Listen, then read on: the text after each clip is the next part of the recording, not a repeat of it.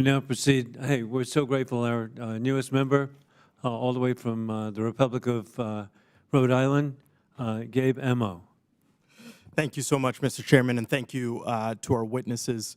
Of course, as we know, the conditions in Afghanistan have been brutal since the Taliban took over in August 2021, and they've only worsened. And it is, a terrible note that the dire situation for over 29 million Afghans in need of urgent assistance persists. We must see unhindered access for all humanitarian aid workers to serve vulnerable populations. While it is essential humanitarian aid gets to those populations, it does not address the underlying causes of Afghanistan's deteriorating situation. The Taliban are responsible for the deterioration of the economic and humanitarian situation. It is their responsibility for the recovery of the country and the improvement of their economy. But we must support, where possible, an expanding network to ensure that people have their basic needs met, private sector initiatives can grow, and women empowerment efforts can be fostered. I do, however, want to shift note to a topic that I think, Mr. West, you briefly addressed. The United States must also be a partner in resettling the folks who did so much for our efforts. And this is something, I saw firsthand with Operation Allies Welcome during my time at the White House. We should welcome those who want to be integrated into our society as friends, neighbors, and business owners who can contribute to our economy and rich cultural life. A report from Brown University last year highlighted how some of the refugees who resettled in Rhode Island experience the post-traumatic stress following their hasty exit out of Kabul. But also how they have skills when combined with a command of English can be transferable to our local economy. And so in Providence, I've seen this directly with the Refugee Dream Center, a resettlement organization that has been really impactful. Just in my neighborhood, Beautiful Day, a gourmet granola company that was founded with a mission to help refugees, especially the most vulnerable. Mr. West, at a high level, can you discuss the current assistance provided to help resettled refugees integrate via the efforts in the Office of the Coordinator of relocation efforts? Thank you very much for that question. As you said, we have an office led by my colleague Mara Tekach at the State Department, exclusively focused on relocations and resettlement. They work very closely with PRM, another piece of the State Department, Population, Refugees, and Migration.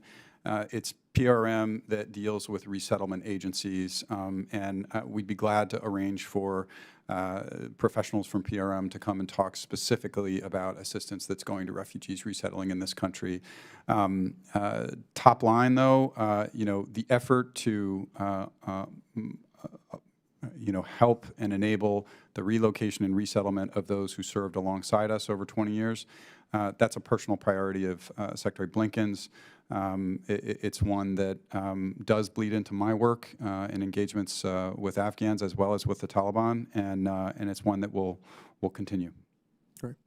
One other question. Could you briefly discuss the travel sanctions that are currently in place on Taliban leadership and how the UN Security Council is reviewing waivers? Specifically, tell me a little bit of why it's in our interest to work within that framework. Sure. So if we rewind to, say, July of 2022, there had been in place for years what's called a travel ban waiver. That meant that there were about 14 senior Taliban leaders on that list who could travel anywhere they wanted, anytime they wanted, and the countries hosting them didn't have to ask anybody for permission. As a result, really more than anything, of the Taliban's reprehensible decision to bar women from attending secondary school and their refusal to reverse that decision from March of 2022, the UN Security Council made a decision to take that waiver away. From August of 2022 onward, what we've seen is a quite effective and dramatic curtailment of senior leader travel since then. Before that period, from the Taliban's takeover to August of 2022, it was a whole lot of travel by senior leaders. So I think the travel ban has actually been quite effective at keeping Taliban leaders in Afghanistan.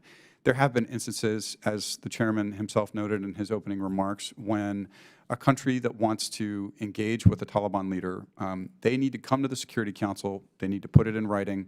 This is the reason this person is coming to our country. This is how long this person will stay. And then the Security Council gets time to review that request. All 15 members, not just the United States. Now, it's a tough call, but the reason that we haven't vetoed is because we don't want to invite a veto by one of our adversaries when we need to see a member of the Taliban leadership around an incredibly important issue, be it terrorism, relocation related, human rights related, a hostage issue that we need to engage upon. And so again, I'd return to saying the travel ban has been effective at dramatically reducing travel by senior leaders, but these requests do come when countries want to engage with a leader, and that's why we've made the decisions we have. All right, thank you.